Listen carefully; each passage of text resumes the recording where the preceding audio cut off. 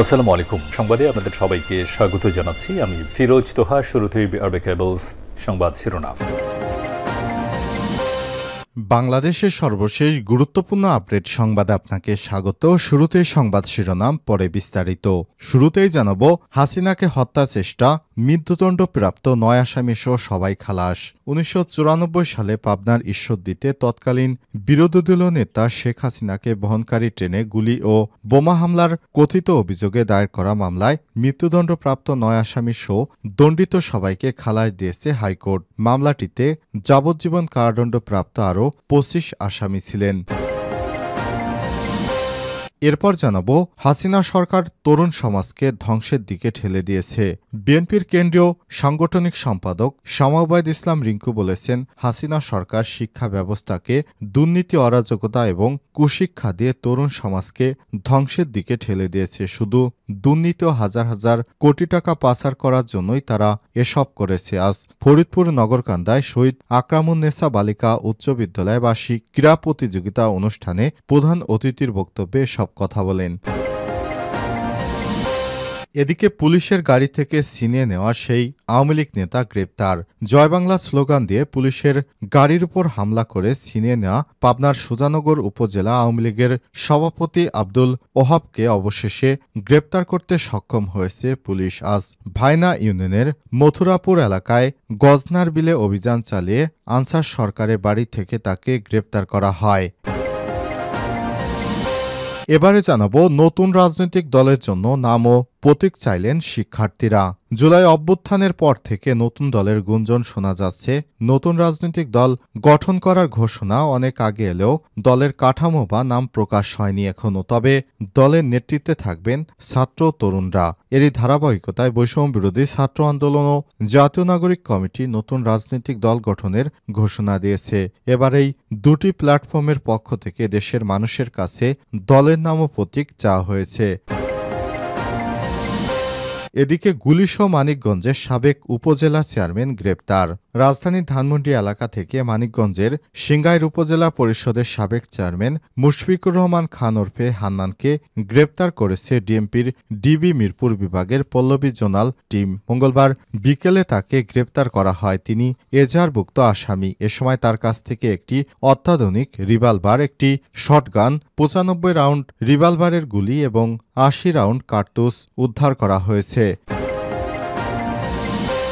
এবং সর্বশেষ জানাবো, ট্রাম্প প্রশাসনের বিশ্বব্যাপী সহায়তা স্থগিত, বাংলাদেশের জন্য সুযোগ। ডোনাল্ড ট্রাম্প প্রশাসন ২০ জানুয়ারির পর সব মার্কিন বৈদেশিক সাহায্য সহযোগিতা স্থগিত করার ঘোষণা দিয়েছে। এখন বাংলাদেশের ক্ষমতাচ্যুত প্রধানমন্ত্রী শেখ হাসিনার পক্ষে কাজ করা বিশ্বব্যাপী বিভ্রান্তিকর তথ্য নেটওয়ার্ক আনন্দিত হয়। এই নেটওয়ার্কের মধ্যে নয়াদিল্লির নির্দেশে কাজ করা অসংখ্য ভারতীয় ডানপন্থী গণমাধ্যম রয়েছে। ওয়াশিংটনের ৯০ দিনের অর্থ সহায়তা স্থগিতের বিষয়টি তারা বাংলাদেশের অন্তর্বর্তীকালীন সরকারের প্রতি নতুন ট্রাম্প সরকারের অসন্তুষ্টির লক্ষণ হিসেবে মিথ্যা প্রচার করেছে। কিন্তু শিগগির তারা বুঝতে পেরে হতাশ হয়ে পড়েন যে ডোনাল্ড ট্রাম্প শুধু বাংলাদেশের অর্থ সহায়তা নয়, বরং সারা বিশ্বব্যাপী যুক্তরাষ্ট্রের আন্তর্জাতিক উন্নয়ন সংস্থা USAIDর দ্বারা পরিচালিত কর্মসূচি অর্থ ছাড় আটকে দিয়েছে। মূলত এটি করা হয়েছে কার্যক্রমগুলো পুনর্মূল্যায়নের জন্য।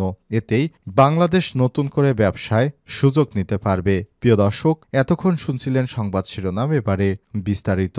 তবে তার আগে বন্ধুরা, অনুরোধ থাকবে সংবাদটিতে একটি লাইক দিন। এই চ্যানেল আপনি নতুন হয়ে থাকলে আমাদের সংবাদটি দেখতে দেখতে চ্যানেলটি সাবস্ক্রাইব করে রাখুন। কমেন্ট করে বন্ধুরা আপনার মূল্যবান মতামত জানিয়ে দিন আপনি বিশ্বের কোন দেশ থেকে বা বাংলাদেশের কোন স্থান থেকে আমাদের সংবাদটি দেখছেন এবং শুনছেন। এবারে বিস্তারিত।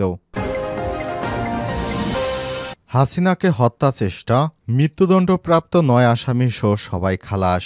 ১৯৯৪ সালে পাবনার ঈশ্বরদীতে তৎকালীন বিরোধী দলীয় নেতা শেখ হাসিনাকে বহনকারী ট্রেনে গুলি ও বোমা হামলার কথিত অভিযোগ দায়ের করা মামলায় মৃত্যুদণ্ডপ্রাপ্ত ৯ আসামিসহ দণ্ডিত সবাইকে খালাস দিয়েছে হাইকোর্ট। মামলাটিতে যাবজ্জীবন কারাদণ্ডপ্রাপ্ত আরও ২৫ আসামি ছিলেন। বুধবার সকালে বিচারপতি মোহাম্মদ মাহবুবুল ইসলাম ও বিচারপতি মোহাম্মদ হামিদুর রহমানের সমন্বয়ে গঠিত হাইকোর্টের দ্বৈত বেঞ্চ এ রায় ঘোষণা করেছেন। খালাস পাওয়া মৃত্যুদণ্ডপ্রাপ্ত ৯ আসামি হলেন পাবনা জেলা বিএনপির নেতা AK-M আখতারুজ্জামান, ঈশ্বরদী পৌর বিএনপি নেতা জাকারিয়া পিন্টু, কেন্দ্রীয় বিএনপির নির্বাহী কমিটির সদস্য ও সাবেক পৌর মেয়র মোখলেসুর রহমান ওরফে বাবলু, তার ভাই সাবেক ছাত্রদল নেতা রেজাউল করিম ওরফে শাহিন, অপর ভাই রাজশাহী বিশ্ববিদ্যালয় ছাত্রদলের সাবেক নেতা মাহবুবুর রহমান ওরফে পলাশ, বিএনপি নেতা মোহাম্মদ অটল, ঈশ্বরদী পৌর যুব দলের সভাপতি শ্যামল, নূর মোস্তফা, স্বেচ্ছাসেবক দলের নেতা আজিজুর রহমান ওরফে শাহিন ও বিএনপির সাবেক নেতা শামসুল আলম। হাসিনা সরকার তরুণ সমাজকে ধ্বংস করে দিয়েছে বললেন রিংকু।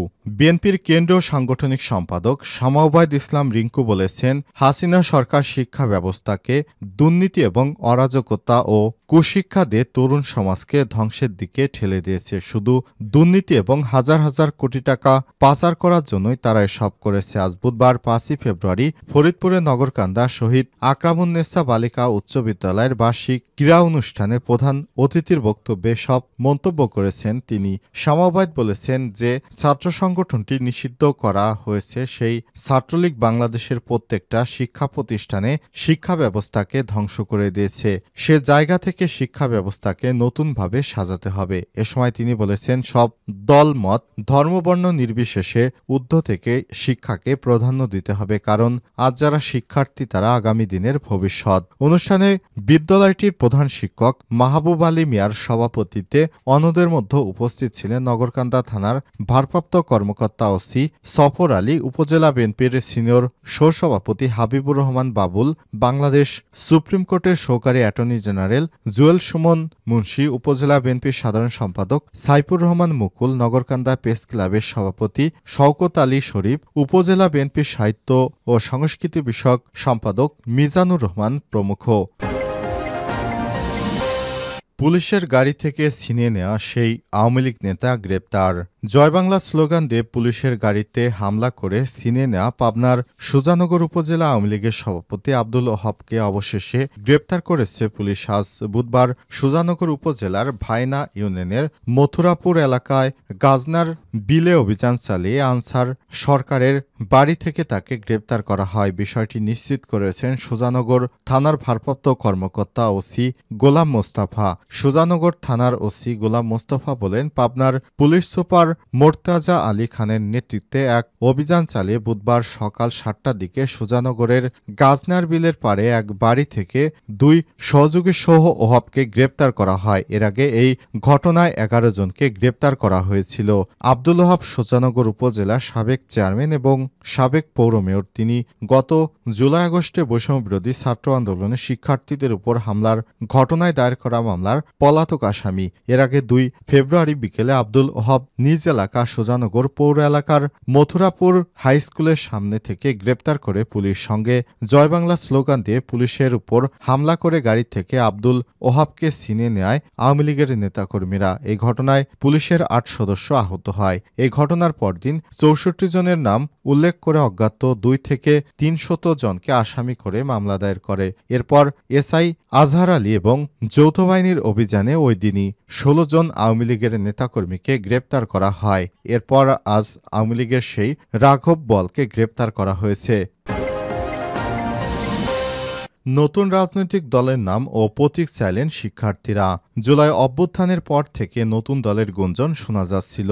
নতুন রাজনৈতিক দল করার ঘোষণা অনেক আগে এলেও দলের কাঠামো বা নাম প্রকাশ হয়নি এখনো। তবে দলের নেতৃত্বে থাকবেন ছাত্র তরুণরা, এটা অনেকটা অনুমেয়। এই ধারাবাহিকতায় বৈষম্যবিরোধী ছাত্র আন্দোলন ও জাতীয় নাগরিক কমিটি নতুন রাজনৈতিক দল গঠনের ঘোষণা দিয়েছে। এবার এই 2টি প্ল্যাটফর্মের পক্ষ থেকে দেশের মানুষের কাছে দলের নাম ও প্রতীক চাওয়া হয়েছে। আজ বুধবার 5ই ফেব্রুয়ারি দুপুরে তাদের ভেরিফাইড ফেসবুক পেজে নতুন রাজনৈতিক দলের নাম ঘোষণা দিয়েছেন। জাতীয় নাগরিক কমিটির মুখ্য সংগঠক সার্জিস আলম ফেসবুক পোস্টে লিখেছেন, ছাত্র জনতা তরুণদের নেতৃত্বে রাজনৈতিক দল আসছে। আপনি কেমন দল চান আমরা তা জানতে চাই এবং সে আদলেই দলটা গড়তে চাই। কমেন্টে দেওয়া ফর্মে আপনার মতামত জানান। ফর্মটি পূরণ করতে মাত্র 5 মিনিট সময় লাগবে। অন্যদিকে বৈষম্যবিরোধী ছাত্র আন্দোলনের আহ্বায়ক হাসনাত আবদুল্লাহ লিখেছেন, ছাত্র তরুণদের নেতৃত্বে নতুন রাজনৈতিক দল আসছে। আপনি কেমন দল চান, বাংলাদেশের মানুষ কোন ধরনের দল চায় তা আমরা জানতে চাই। সে আদলেই দলটা গড়ে তুলতে চাই। কমেন্টে দেওয়া ফর্মে আপনার মতামত জানান। ফর্মটি পূরণ করতে মাত্র 5 মিনিট সময় লাগবে। গুলিশহ মানিকগঞ্জের সাবেক উপজেলা চেয়ারম্যান গ্রেপ্তার। রাজধানীর ধানমন্ডি এলাকা থেকে মানিকগঞ্জের সিংগাইর উপজেলা পরিষদের সাবেক চেয়ারম্যান মুশফিকুর রহমান খান ওরফে হান্নানকে গ্রেপ্তার করেছে ডিএমপির ডিবি মিরপুর বিভাগের পল্লবী জোনাল টিম। মঙ্গলবার বিকেলে তাকে গ্রেপ্তার করা হয়। তিনি এজাহারভুক্ত আসামি। এ সময় তার কাছ থেকে একটি অত্যাধুনিক রিভলভার, একটি শটগান, 95 রাউন্ড রিভলভার গুলি, 80 রাউন্ড কার্তুজ উদ্ধার করা হয়েছে।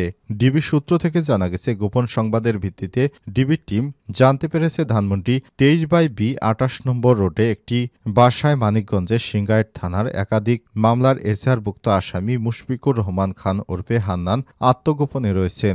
এমন তথ্যের ভিত্তিতে ওই বাসায় অভিযান পরিচালনা করা হয়। পুলিশের উপস্থিতি টের পেয়ে পালানোর সময় তাকে হাতে নাতে গ্রেপ্তার করা হয়। হান্নানের বিরুদ্ধে শাহবাগ থানায় অস্ত্র আইনে মামলা দায়ের করা হয়েছে বলে জানিয়েছে ডিএমপির একাধিক সূত্র। বিষয়টি নিশ্চিত করেছেন ডিএমপি পুলিশের কমিশনার।